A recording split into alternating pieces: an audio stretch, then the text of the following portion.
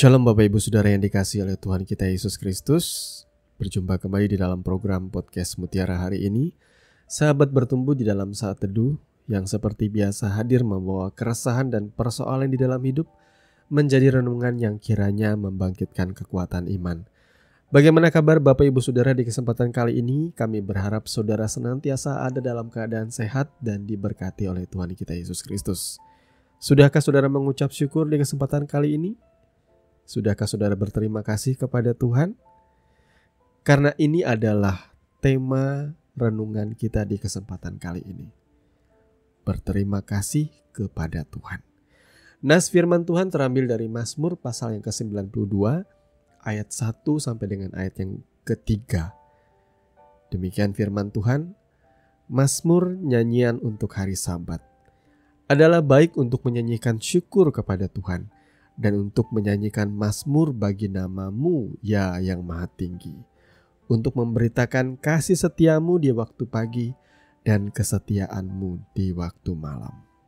Amin untuk kebenaran firman Tuhan. Sekali lagi saya akan kembali bertanya kepada Bapak Ibu Saudara yang dikasihi oleh Yesus Kristus, apakah saudara sudah berterima kasih kepada Tuhan untuk hari ini? Dan untuk apapun yang saudara alami di sepanjang hari ini. Memang nas firman Tuhan ini diawali dengan ayat yang pertama, Mazmur, nyanyian untuk hari Sabat. Bagaimanakah pemahaman saudara tentang hari Sabat? Apakah menurut saudara hari Sabat itu mengacu kepada suatu hari, yakni hari Sabtu? Karena memang hari Sabat ialah hari Sabtu, hari perhentian. Bagi orang-orang Israel, bagi orang-orang Yahudi, mereka diberikan perintah oleh Tuhan untuk menguduskan hari Sabat. Dan itu tertulis dengan jelas di dalam Torah. Itu adalah perintah. Torah adalah ikatan perjanjian antara umat Israel dengan Tuhan. Bahwa mereka mau mengikuti Tuhan dengan segenap hati dengan cara menuruti segala yang tertulis di dalam Torah tanpa cacat, dengan sempurna. Lalu bagaimana dengan kita yang bukan orang Israel, bukan orang Yahudi? Apakah kita harus memelihara Torah? Tentu saja tidak, saudaraku. Karena kita adalah orang-orang yang diselamatkan oleh anugerah melalui kematian dan kebangkitan Tuhan kita Yesus Kristus, sehingga kita mengambil bagian oleh karena Tuhan sudah memberikan anaknya yang tunggal, supaya kita beroleh hidup yang kekal dan mendapat bagian di dalam Dia. Ketika kita percaya kepada Yesus, maka kita menjadi orang yang sudah diselamatkan. Ini adalah alasan pertama untuk kita mengucap syukur hari ini.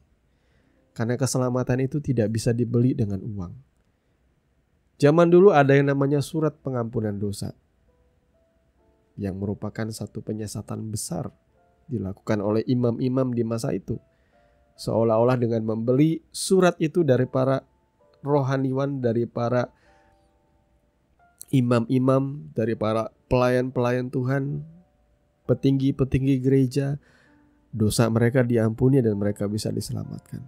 Padahal kitab suci dengan jelas mencatat bahwa keselamatan itu semata oleh karena anugerah, dan pengampunan itu juga semata oleh karena anugerah melalui kematian dan kebangkitan Kristus.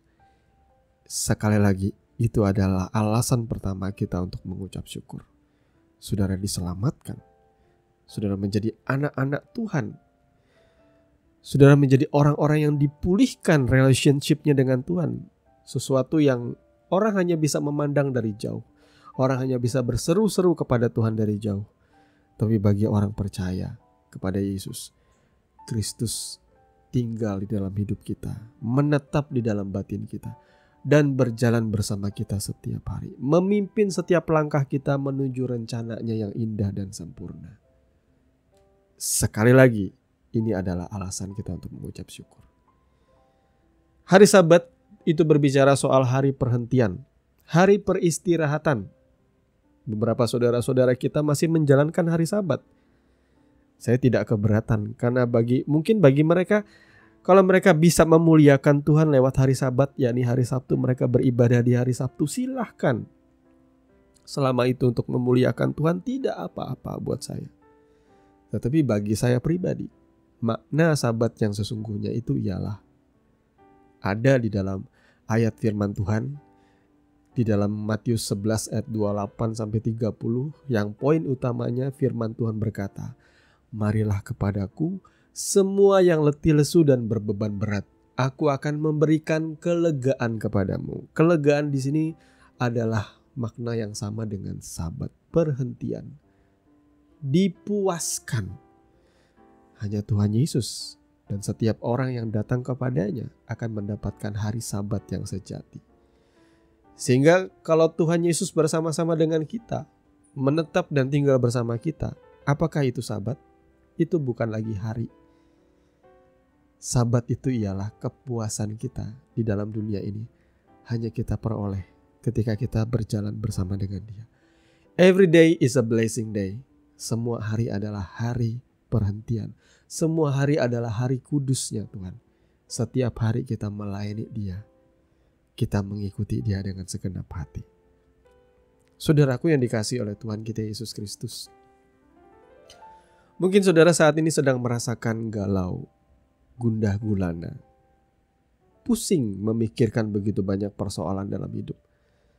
Tapi mari luangkan waktu dan berhentilah sejenak dari segala hiruk pikuk kesibukan saudara. Luangkanlah waktu untuk datang kepada Tuhan dengan kerendahan hati dan berdoa. Dan saat engkau tenang jiwamu, di situ engkau akan bisa berterima kasih dengan tulus. Dan justru terima kasih yang kau naikkan di tengah-tengah tekanan hidup, di tengah-tengah persoalan yang kau hadapi, di tengah-tengah mumetnya pikiranmu berhadapan dengan begitu banyak kesulitan-kesulitan di dalam hidupmu, kekhawatiran-kekhawatiranmu. Dan engkau masih bisa tetap meluangkan waktu berterima kasih dengan jujur kepada Tuhan. Karena ketika engkau duduk diam dan engkau merasa tenang jiwamu, engkau tahu satu hal yang membuat saudara berterima kasih ialah masih ada Tuhan. Masih ada harapan dalam hidup. Dia tidak sekali-kali meninggalkan engkau. Dia sekali-kali tidak akan membiarkan engkau. Lihatlah kasih setia Tuhan di waktu pagi dan kesetiaannya di waktu malam. Siang malam Dia memperhatikan kehidupan kita. Sadarkah saudara? Ada begitu banyak hal yang tidak kita mengerti. Dan saya tahu di dalam segala sesuatu dalam hidup ini ada tangan Tuhan yang turut bekerja yang tidak kelihatan. Seandainya Tuhan tidak bersama saya akan ketakutan keluar dari rumah. Saya akan ketakutan berkendara kemana-mana. Karena setiap saat saya bisa ditabrak motor, ditabrak mobil, mengalami kecelakaan. Saya naik pesawat bisa takut pesawat saya jatuh. Saya kemanapun saya bisa was-was cemas. Tapi syukurlah Tuhan memelihara hidup kita. Kita ada di dalam tangannya. Kita ada di dalam ruang pandangan mata Tuhan. Bersyukurlah ketika engkau di tengah-tengah kesukaran hidup. Dan engkau merasa engkau kurang beruntung. Dan engkau memandang orang lain lebih baik dari engkau. Cobalah sejenak berdiam diri. Dan mulai merenungkan dengan lebih dalam lagi. Maka kesemua itu yang membebani hatimu, segalanya adalah keinginanmu semata. Aku ingin begini, aku ingin begitu, seperti lagu Doraemon. Tapi ketika saudara merenung dengan baik, dan ketika engkau memandang wajah istrimu, suamimu, anakmu, kau melihat senyuman di wajah mereka. Kau bisa memandang anak istrimu, suamimu sedang tertidur lelap. Dengan keberadaan mereka, engkau tahu bahwa kebahagiaan itu lebih daripada apapun yang kau lihat di dalam diri orang lain. Saya terkadang bersyukur ketika saya melihat anak saya. Dia bisa tertidur nyenyak. Saya bersyukur sekalipun ada begitu banyak keinginan saya masih belum terpenuhi. Tapi saya bersyukur saya masih bisa tetap hidup. Saya masih bisa bersama anak istri saya. Saya bersyukur dan bersyukur untuk hari mendalam. Memang kebanyakan rasa syukur itu timbul karena saya melihat orang lain juga sih.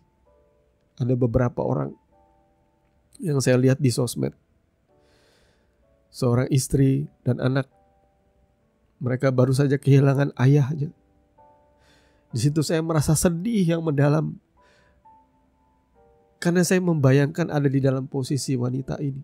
Dia kehilangan suaminya ketika anaknya masih kecil, itu persis seperti saya. Sehingga semuanya itu membuat saya berdoa, Tuhan, belas kasihani aku. Aku mau bersyukur untuk hari ini. Aku masih bisa tetap hidup. Aku masih bisa tetap bersama istri dan anakku. Aku gak mau minta yang aneh-aneh, Tuhan. Karena aku percaya Tuhan sudah menakar berkat-Mu setiap hari dalam hidup kami. Dan ucapan syukur itu jujur tulus di hadapan Tuhan. Apa gunanya saya memiliki seluruh dunia ini, tetapi kehilangan nyawa saya? Apa artinya saya memiliki segala-galanya, tapi saya gak bersama dengan orang saya kasihi? Saya kehilangan waktu bersama mereka. Saya tidak inginkan itu, saudara. Saya tahu bahwa memiliki Tuhan itu lebih daripada apapun. Sehingga kehidupan saya di dunia ini bukannya lalu saya mengendorkan kerja keras saya untuk mencapai impian, menggapai apa yang saya inginkan di dunia ini, untuk membahagiakan orang-orang yang saya kasihi. Itu fokus saya.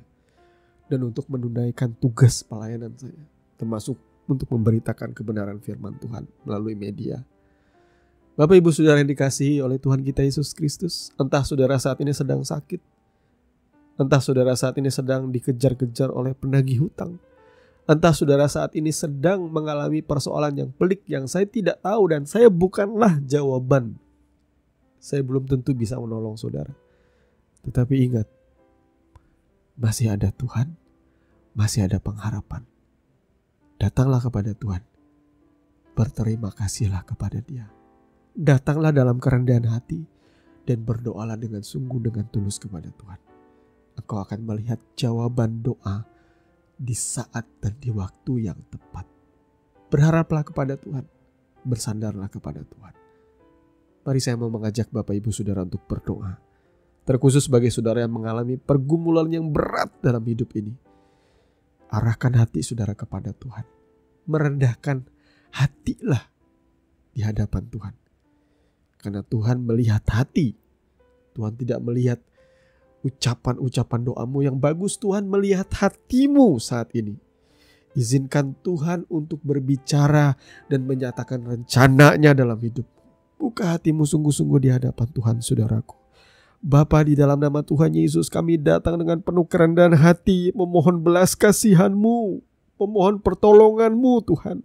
Kami tidak sanggup untuk menghadapi segala persoalan kami yang pelik, yang rumit saat ini, Tuhan. Kami hanya mau berseru kepada-Mu, Tuhan. Tolong kami, ampuni kami, bebaskan kami, Tuhan.